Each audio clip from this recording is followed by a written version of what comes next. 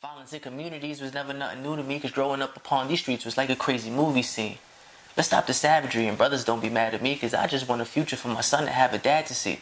It's kind of sad to see how everybody family but only come together when they hear about a tragedy.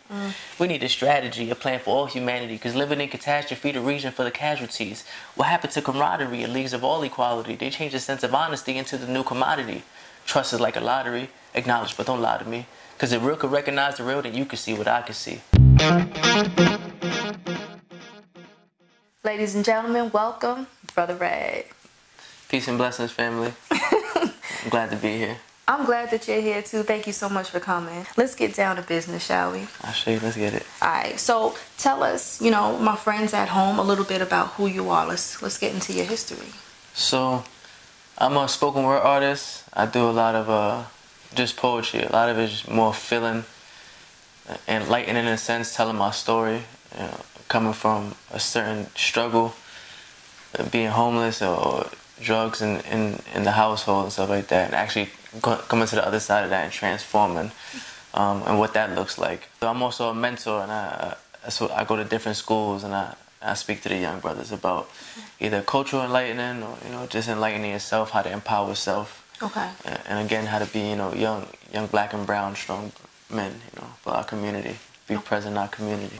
I like to be that, expose that kind of stuff, and still be my highest self. Okay. Really speak about enlightening, uplifting yourself, and tapping it back into your resources. The energy around you, and just the energy of your highest self. Was the transition into your new lifestyle, was it a hard transition to make? Did you fight it along the way, or Oh, yeah. or was it kind of like, I'm ready to do this? Like, what, did you just feel led and you just kind of like glided into it, or were you like fighting the whole way? Oh no, I fought.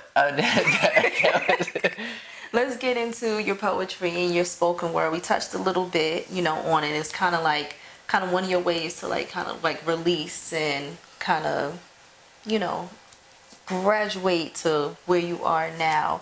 Where do you perform? How often do you perform? When do you perform in next? My next performance, December 19th at the 5 spot out in Brooklyn. Okay. I'll be there. Don't miss it. So what would you say your style is with regard to, your spoken word and your poetry? And well, it's all the same thing. Yeah. It's a funny. I kind of sound old school when I rap, or when I do, I have old school cadence. Okay, so who are some of your influences? Like Pac and Biggie, because he's New York. You got Big L. Oh my God, Big L is like crazy. Big L is like one of my people I really listen to a lot.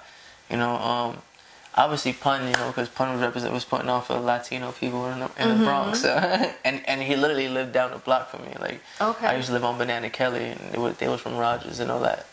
But real Common, I really like listening to Common, because that's the kind of stuff that I'm kind of on. But I'm listening to all the gangster stuff, also the gangster rap, or the hip hop that's still gritty, just to kind of fuse those elements. Right. See, I like what Brother Common doing, but he's so smooth with it, and I'm not that smooth. I know I'm a little rough, so. Can we see a spoken word album come from you? Maybe with you playing your instruments, maybe have a couple some instrument solos. Oh yeah, no, definitely. That was definitely something I've been really trying to do. That's one of the reasons why I want to play so many instruments, because I want to bring the natural sounds back.